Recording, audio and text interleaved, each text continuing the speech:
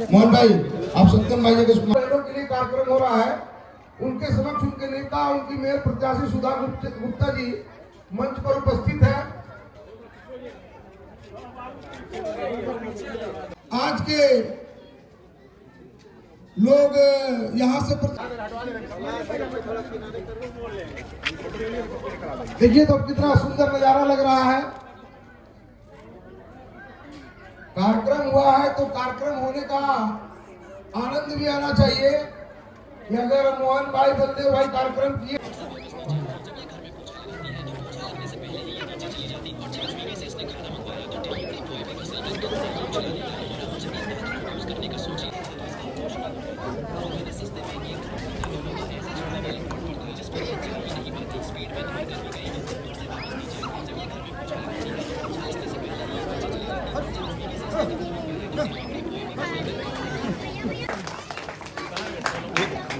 मोहन आग्रह करेंगे नहीं है क्योंकि हमारे मंच पर बड़े भैया हैं। कीजिए भाई पप्पू जी, कुछ लोग बैठे हुए हैं, हम सभी बलदेव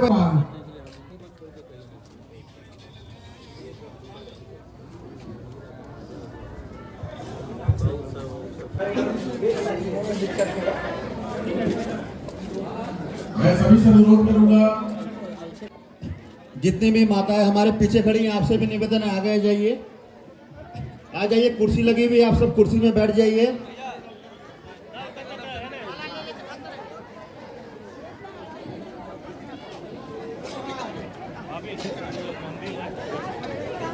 बन्ना गुप्ता जी और उनकी धर्मपत्नी कदम से कदम मिलाकर उनके कार्य को आगे और प्रगति से बढ़ाने के लिए महिला पावर और महिलाओं का सम्मान और महिला के आगे विकास के लिए और हमारे क्षेत्र में नई विकास के लिए बहुत नई सोच लेकर हमारे बीच में आई है।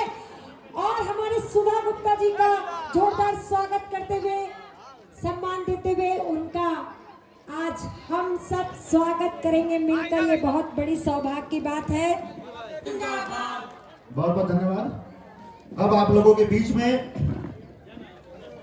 आपके बेटे पूर्व स्वास्थ्य मंत्री श्री बन्ना गुप्ता जी और उनकी धर्मपत्नी, आपकी बेटी, आपकी बहू और होने वाली मानगो की मेयर सुधा गुप्ता जी उपस्थित हो चुकी हैं।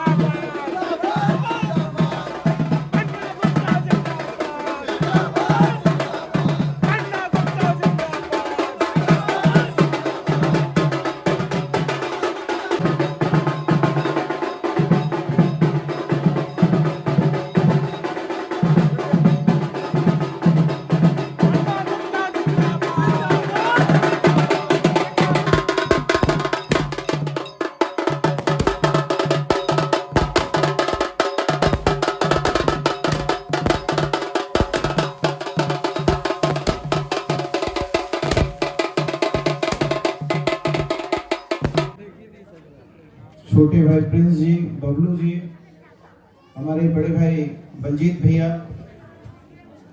हमारे छोटे भाई मोहन सिंह जी, बलदेव सिंह जी, बलवंत सिंह जी, गोपाल भाई, ओम प्रकाश जी, सभी लोगों का, पप्पू सिंह, सभी का मैं तो हमारे एक एक साथी का नाम जानता हूँ।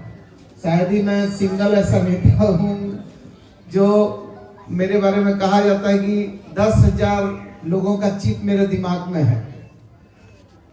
आप सभी मेरी माँ और बहनों, आप सभी लोगों को बहुत बहुत प्रणाम करने आया हूँ, बहुत बहुत धन्यवाद करने आया हूँ। और शाम 6 बजे से आप इस ठंड के समय में बैठे हैं। मैं समझता हूँ कि मैं बहुत सौभाग्यशाली हूँ कि मैं ऐसी मेरी माँ और बहनों का मैं बेटा हूँ, उनका भाई हूँ, कि जो इतना प्यार मुझे करते हैं। लेकिन कुछ हमारे विरोधी लोग भाषा की मर्यादा को छोड़कर ये भी कह रहे हैं कि बन्ना गुप्ता राक्षस है, शैतान है। आप बताइए, আপনারা क्या अभी राक्षस बुझाची राक्षस लग रहे हैं कि शैतान है? कभी किसी को एक शब्द भी बोला कभी मैंने?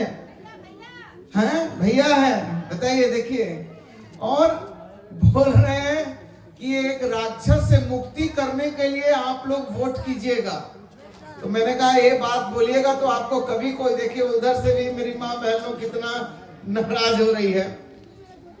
मैं आप लोगों को ये विश्वास देता हूं, मैं कभी भी आपके बीच में आया तो मैं अपने घर का बेटा बन के आया, आपका भाई बन के आया। कभी एक दिन भी आपको ऐसा लगा कि कभी आप मंत्री से बात करते थे या विधायक से बात करते थे? आप लोग बोलिए, आप वहां से बोलिए, कम से कम प्रेस वाले लोग सुन लें। बताइए जोर से, कभी आपको नेता टाइप का बात किए? जब भी आए तो अपनी बुजुर्ग माँ का पैर छू के प्रणाम किए, अपनी बड़ी बहन को प्रणाम किए, बच्चों को गोद में उठा लिए। कभी एहसास नहीं होने दिए कि हम नेता हैं, हम विधायक हैं, कि हम मंत्री हैं।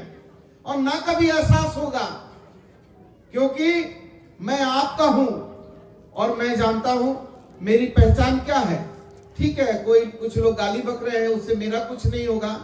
मुझे और भी कुछ खराब भी बात बोलेंगे तो मेरा कुछ नहीं बिगड़ेगा।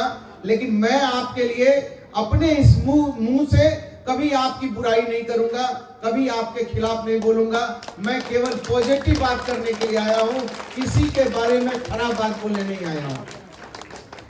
मैं इतना कहना चाहता हूं कि मेरा एक सपना था, एक सपना है और एक सपना रहेगा।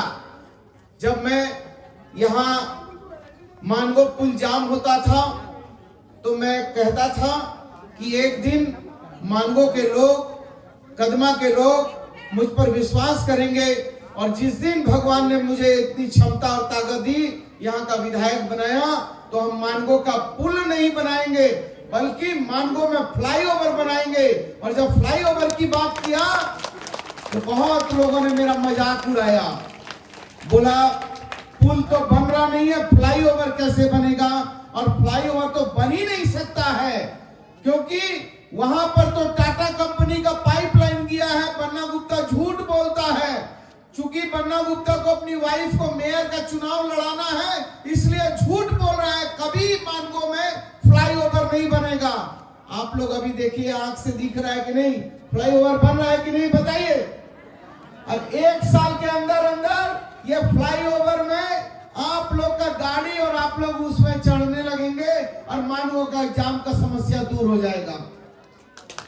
लोग बोलते थे कि यहाँ हॉस्पिटल सब हमारा बड़ा बड़ा नेता लोग जाता था और जाके एमजीएम हॉस्पिटल में जाकर नाक मुंह सिकोड़ कर आता था, बोलता था कभी सुधर नहीं सकता है। यहाँ 3 मुख्यमंत्री बने लेकिन कोई बोला नहीं सुधार नहीं पाएगा। हमने कहा हम ठीक करेंगे।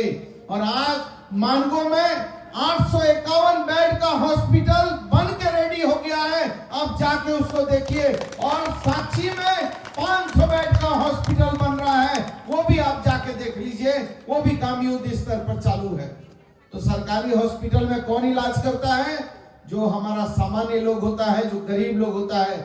बड़े लोग तो बड़े बड़े हॉस्पिटल में चले जाते हैं, लेकिन आपके जैसे लोग, हमारे जैसे लोग बड़े बड़े हॉस्पिटल में नहीं जाते हैं। वो इलाज जो है सरकारी व्यवस्था में करते हैं। आज हॉस्पिटल बन के तैयार हो गया, वहां इलाज हो रहा है। अभी ओम प्रकाश सिंह ने कहा ग्रिड की बात, तो ग्रिड आज पहले का बिजली और अभी का बिजली में सुधार हुआ कि नहीं, आप बताइए। मैंने उसको सुधार किया कि नहीं? लेकिन जब से हम चुनाव हारे हैं, हम देखते हैं कि रोड में चारों तरफ कचरा का अंबार लगा हुआ है। कोई कचरा को देखने वाला नहीं है। हमने जो मैया सम्मान योजना लागू किया और मैया सम्मान योजना लागू करके 2500 रुपया महीना देने का जो वादा किया था, उस वादा को पूरा किया। और आज हम फिर से कह रहे हैं कि हम जैसे ही आप सुधा गुप्ता को मेयर बनाइएगा, हम लोग एक एक घर की माँ बहन को मैया सम्मान योजना से जोड़कर उसको जो है 2500 रुपया महीना का लाभ देंगे। और जितने लोग वृद्धा पेंशन जिनका नहीं बना है, जिनका विकलांग पेंशन नहीं बना है, हम हर एक आदमी का वो काम करने का। और आप जानते हैं कि कभी मैंने झूठ बोला है तो बोलिए, कभी मैंने झूठ फरेब किया आप लोगों से, लेकिन आप लोगों को कभी कभी थोड़ा सा भी आप इधर हो जाइए ना प्लीज। मोहन भाई का मैं बहुत ही आभार प्रकट करती हूँ कि जिस जोश के साथ उन्होंने आज इतने हमारी माताएं बहनों को इस खुली छत के नीचे बैठा के रखा और इन लोगों ने आज एक ताकत के रूप में आज जो अपने आप को पेश किया, इसके लिए मैं आप लोग का बहुत बहुत धन्यवाद देती हूँ, बहुत बहुत आभार व्यक्त करती हूँ। देखिए, मेरा परिचय है कि मैं बन्ना गुप्ता की पत्नी हूँ और बन्ना गुप्ता से आप लोग बहुत अच्छी तरह से वाकिफ हैं कि बन्ना गुप्ता ने मानगो की जनता के लिए क्या किया है, चाहे वो फ्लाईओवर हो, एमजीएम हो, पीच रोड हो, नाली हो, बिजली हो, वो हर क्षेत्र में काम करने का काम किया है।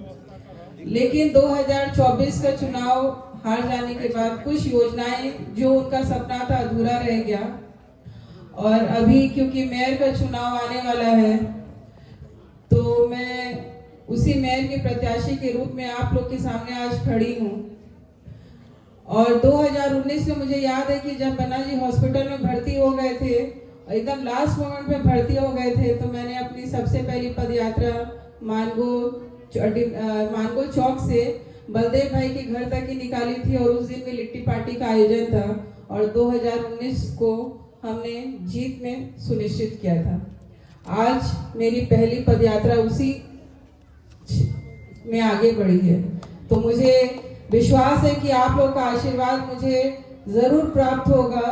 और मैं आप लोग से वादा करती हूँ कि बन्ना जी के द्वारा जो अधूरे सपने रह गए, अधूरा काम रह गया है, उन कामों को मैं जरूर पूरा करूंगी और उन कामों के साथ मैं नई योजनाओं को भी आप लोग के बीच में लेके आऊंगी। और मेरी प्राथमिकताएं मेरी माताएं बहनें रहेंगी, जिनको मैं हर क्षेत्र से जोड़ने की कोशिश करूंगी और नारी सशक्तिकरण को मजबूत करने की कोशिश करूंगी। मुझे आशा ही नहीं, पूरा विश्वास है कि आप लोग मुझे अपना भरपूर समर्थन देंगे, अपना भरपूर आशीर्वाद देंगे।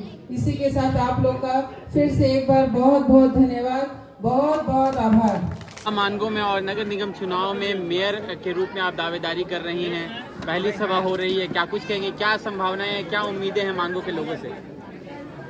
देखिए, अभी मैं बोली थी कि 2019 में जब मेरी पहली सभा हुई थी, तो इसी जगह मेरी पहली सभा हुई थी जब बन्ना जी हॉस्पिटल में भर्ती हुई।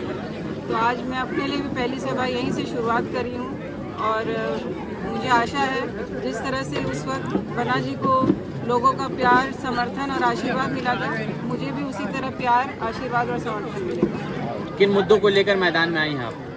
मुद्दा तो ये है कि बन्ना जी ने जो काम किया, चाहे वो फ्लाईओवर का हो, एमजीएम का हो, रोड हो, सड़क हो, नाली हो, उन्हीं सब मुद्दों के साथ मैं आऊँगी। क्योंकि और जो उनका अधूरा सपना रह गया है, जो अधूरा काम रह गया है, और उसके साथ और नई योजनाओं के साथ, अपनी महिलाओं के लिए नए रोजगार के साथ मैं उसी योजना पे काम करूँगी। मैडम, मैदान में और रेस में कई सारे लोग हैं, उनमें कहाँ देखती है आप अपने आप को? देखिए, चुनाव तो एक चुनौती के रूप में ही लेती हूँ, तो इसीलिए मैं उसी हिसाब से मैं अपने आप को तैयार करूँगी। ठीक, चलिए, धन्यवाद। आइए।